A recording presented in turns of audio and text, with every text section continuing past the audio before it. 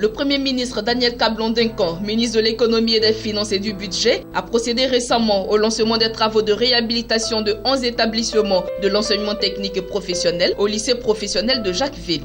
D'un coût global de 9 millions d'euros, soit 19,22 milliards de francs CFA, dont 10 milliards destinés aux projets et équipements. Cette réhabilitation s'inscrit dans le cadre du programme d'appui à la formation professionnelle et à l'insertion des jeunes en Côte d'Ivoire, projet Proform, financé par l'Union européenne et exécuté par l'Organisation des Nations Unies pour le développement industriel. Ce projet Proform vise à favoriser l'insertion professionnelle des formés en tâchant de répondre aux besoins des entreprises dans les filières porteuses de l'économie. L'exécution de ce programme aura permis d'enregistrer en l'espace de 4 ans des résultats satisfaisants qui laissent entrevoir de meilleures perspectives avec l'amélioration des conditions de travail et la formation de qualité pour les apprenants.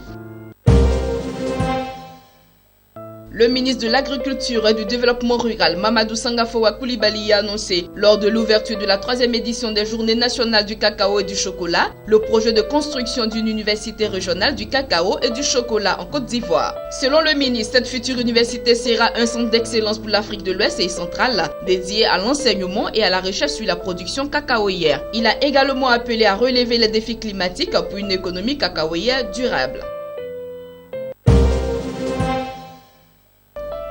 La Côte d'Ivoire, qui aspire à l'émergence économique à l'horizon 2020, entend s'inspirer du modèle de la Chine dont le développement sans précédent reste un des faits plus marquants de ces 30 dernières années, a indiqué Adama Toungara, ministre ivoirien du pétrole et de l'énergie. Pour le ministre, l'émergence de la Chine est un phénomène hors du commun par son ampleur et fascine par le caractère impressionnant de sa rapide réussite économique. En d'autres termes, la Côte d'Ivoire voudrait pouvoir compter sur l'opportunité que représente pour elle la Chine pour son développement économique. Il a par ailleurs saluer les efforts multiformes consentis par la Chine en faveur du développement économique et social de la Côte d'Ivoire, à travers notamment la construction d'un stade olympique à Abidjan, la modernisation et l'extension du port d'Abidjan, le projet d'extension et de réhabilitation du réseau électrique, l'aménagement d'une nouvelle zone industrielle à Abidjan, sans compter les travaux de bitumage de plusieurs axes ivoiriens.